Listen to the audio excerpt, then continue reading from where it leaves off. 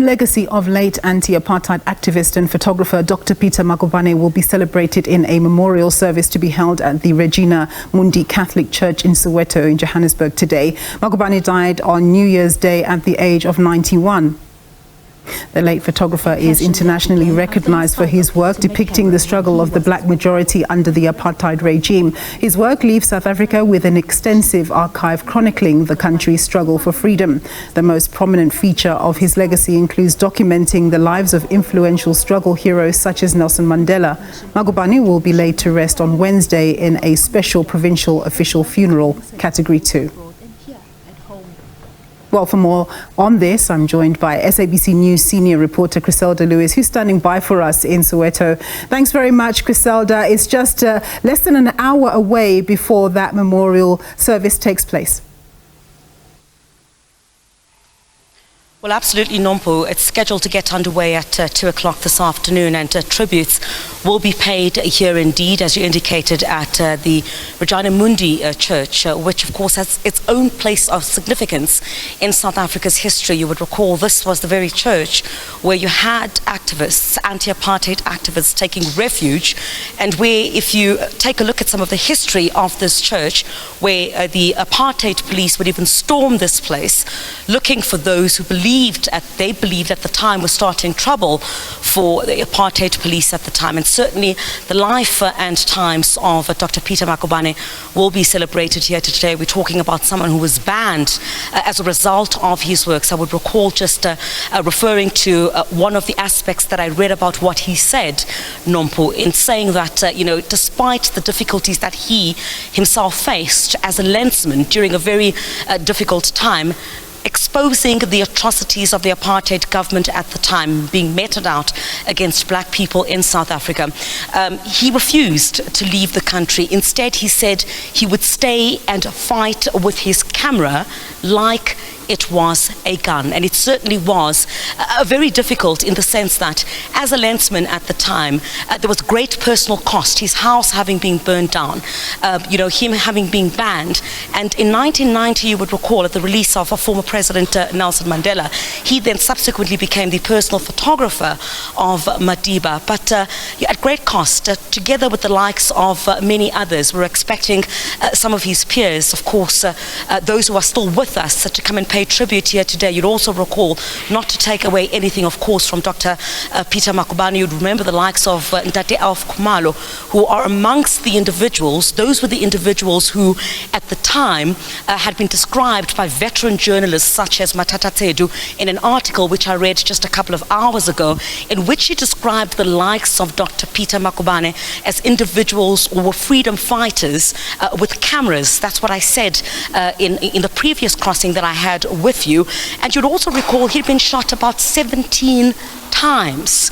Those are just some of the aspects of what he had to endure as a lensman, now world-renowned lensman, at a very difficult time in South Africa's history. But I want to bring in Tata I Mathatha Tsedu, who is a veteran, a journalist, as well as editor here in South Africa, who in fact penned that article. Tatu Tsedu, thank you very much indeed for your time. Very blessed to be speaking to you here today. Quite a loss. Phenomenal work that Dr. Magubane had put through, certainly something that's going to be celebrated here today. Yeah, and a lot, the body of work that Peter produced in his lifetime is immense, and it is good that he has captured most of that in books that are going to be there forever. He was not well. He was 91. He would have been 92 at the end of next week or so. The last time I saw him walking was a bit difficult. Those feet that used to run out of this church with tear gas coming were no longer able to carry him. And in a way, he's rested. And we can stand here today as journalists and media workers and say that he owes us nothing as an industry, and he owes this nation nothing.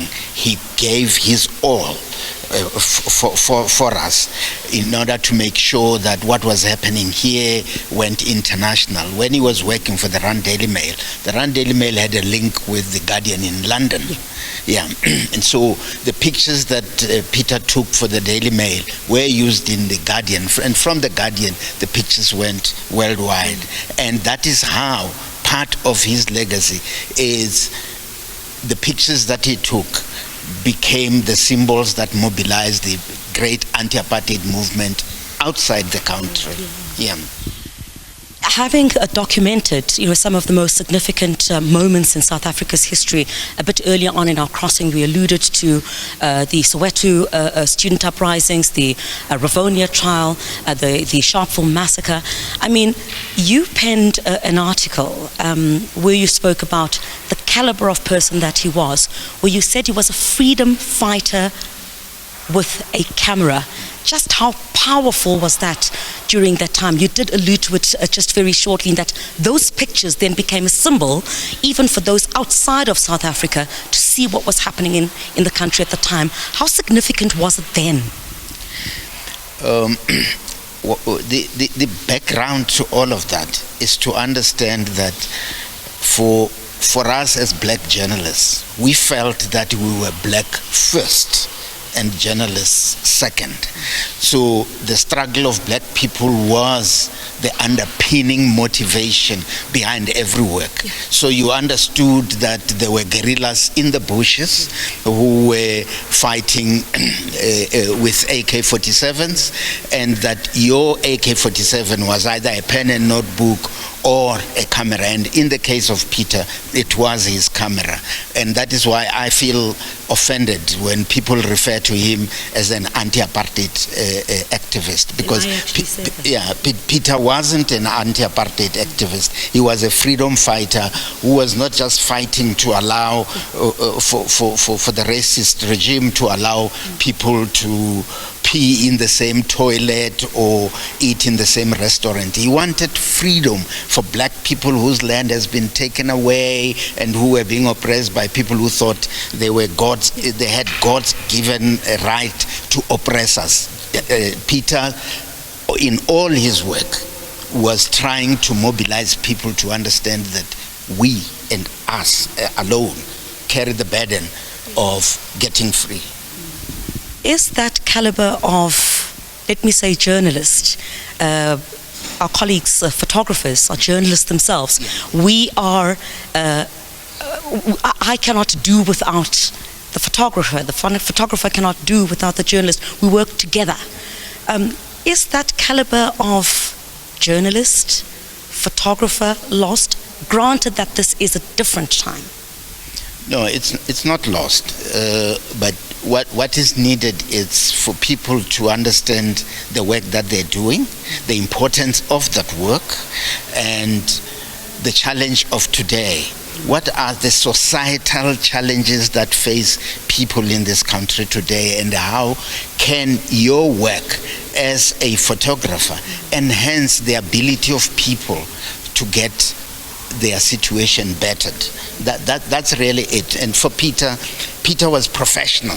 He was very thorough with his work. He wanted his shot perfect, and as he says himself, if he has a spot and he realizes this is the angle where he's going to take, and somebody says, can you just shift a little bit, he says, I became a lion. And he would not shift because he wanted that shot. And when he got it, he knew that this was the picture that was going to tell the story. But and it is not only in the story, it's about struggle. Because in the lives of people do not only revolve around politics. Yeah. Peter went out and wrote and produced books about culture of Amandebele. And you look at those pictures and the quality of work that went into it, into producing those pictures. And then you realize you are holding the work of a serious professional. And that's the man we will be celebrating here today. All right. Thank you very much indeed. Always great having a word with you. Mathatha Tsedu is, of course, a veteran journalist and editor here in South Africa. Thank you very much indeed. And I will not say anti-apartheid activist. I will say freedom fighter. So I'm going to listen to my elders here in freedom fighter. Dr. Peter Magubane, of course, that memorial service getting underway at 2 o'clock here this afternoon. And certainly his works, having exposed the atrocities of the apartheid regime using his camera. He believed, of course, the camera, while, as Mr. Tsedu has indicated, while there were others who were fighting against apartheid using guns, he felt that his weapon was the camera, and that is certainly something that's going to be celebrated here today. We're expecting many industry colleagues to come and pay tribute here today. We know a number of them, of course, will be in attendance here today, but of course, world-renowned, celebrated for the role that he played in the attainment, certainly, as a freedom fighter in South Africa for the attainment of democracy in this country. Of course, using his camera to get those pictures out for the rest of the world to see what was happening in this country during a very dark time. With also on the SABC YouTube page, you can certainly go to the SABC YouTube page. You'll find the live stream. They're expected to start at 2 o'clock. Thanks very much, my colleague there, Criselda Lewis.